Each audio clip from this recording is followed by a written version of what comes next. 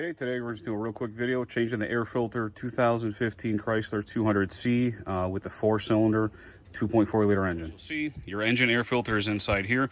We'll start by releasing this hose clamp. Then there are 2 bolts, one here and then one about midway. That's where they are, back here on the plastic and there. Those look like those are also 8 mils.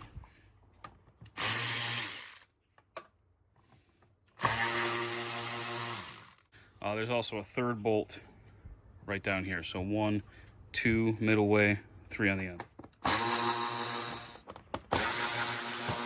So now what has to happen is this edge of the filter box has to get lifted up and then pulled this way, because there's teeth on this side of the box that go into slots. So we're gonna lift this up and pull it out. And the reason why I loosen this is because now you can maneuver this lid right out of there. Okay, so now it won't be in your way anymore. You could probably replace the air filter with that on, but it's just a little trickier.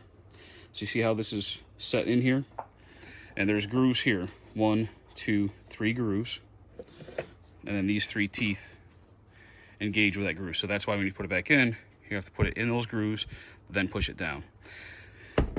So now when you do that, you want to make sure that you're not destroying this lip, soft lip of the filter. This had a little bit of scraping, but sometimes you can get this really twisted and then wedge this either in these slots or damage it any other way.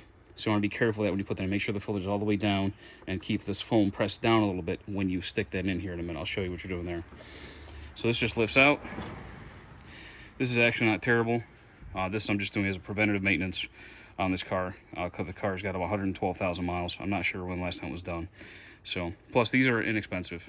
I don't remember what the price on this exact filter is, but usually you can get a paper filter for under 20 bucks for a lot of cars. So, okay, so I picked this one up.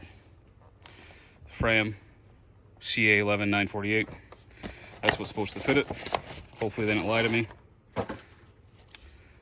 Same exact part I just took out. You see it is a lot cleaner. Drop it in. This lip is a little higher now because it's a new one. So this is where I was talking about. You want to be careful not to ruin that edge when you put this cover back on. So I'll push that back into the rubber boot as we go here. You want to make sure that this plastic ridge here lines up with those 2 rubber teeth. And now you can press in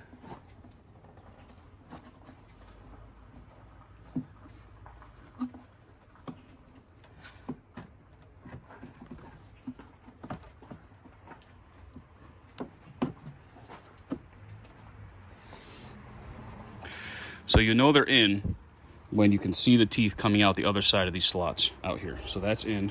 Now I'll press down and I'll be able to now reinstall the 3 bolts, tighten that hose clamp. Don't tighten the hose clamp with a power tool. You don't want to destroy it. So I'll actually use a hand ratchet on that, and you've just changed the air filter.